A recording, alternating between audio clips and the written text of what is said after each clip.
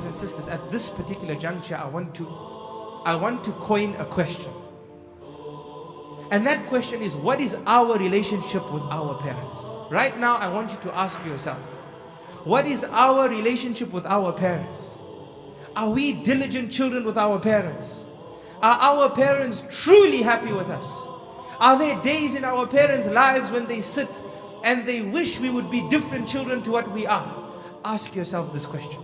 Especially our mothers. Because Rasulullah sallallahu alayhi wa sallam taught us about how the mother has a precedence in our lives over the father.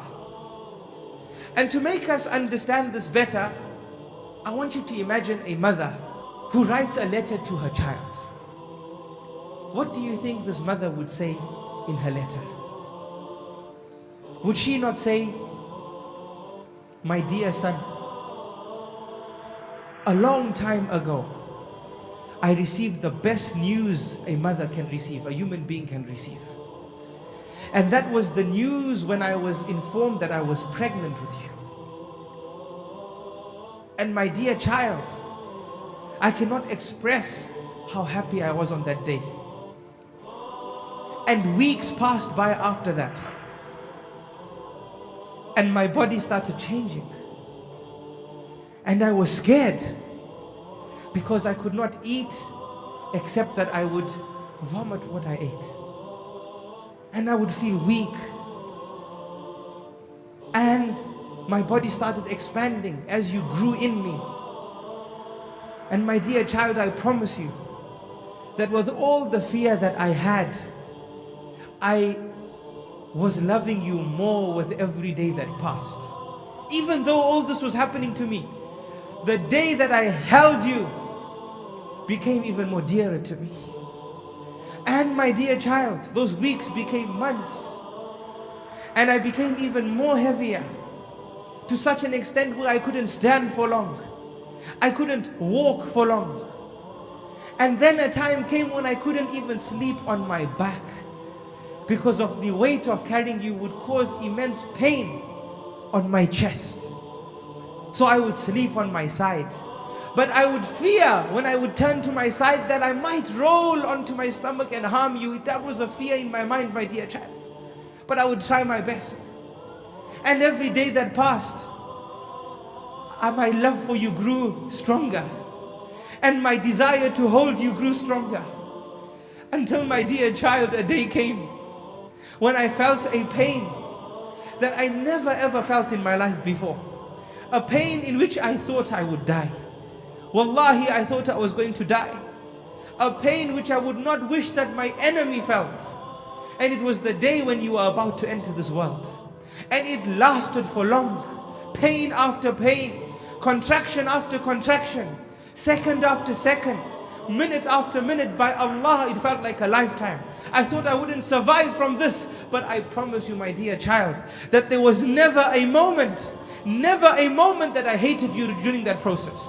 Never a moment where I said an evil word to you or an evil word about you.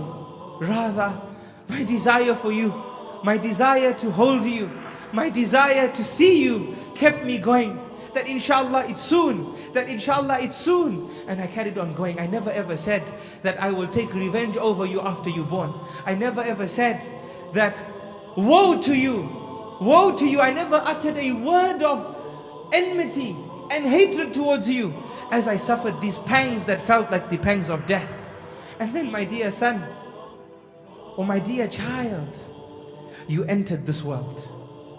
And when I saw you, the pangs of death that I thought I felt dissipated. And the tears that I had in my eyes became tears of joy. And the hurt that I felt in my body became a hurt of joy as I held you and brought you to my chest and smiled and said, Subhana Rabbi al-A'la. Allah has blessed us with a great blessing. And then, my dear child, it never stopped there. For the sleepless nights came after. Why sleepless nights, my dear child?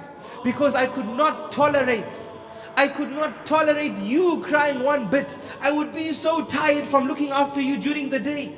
that when I finally got some sleep and you made one sound, it woke me up immediately because it would hurt me that you would be uncomfortable. So I got up and said, rather I be uncomfortable than you be uncomfortable. Allahu Akbar. This is what she probably would write. And I would pick you up and pat your back and make sure you fed and make sure the milk is at the right temperature so that you would experience utmost comfort.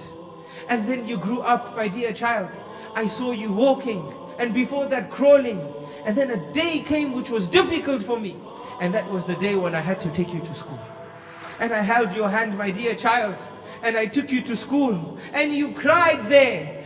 And I cried too. But I had to hold my tears because I knew it was good for you to be there. And I didn't want to make you upset that I was upset as well. So I held my emotions and left you there.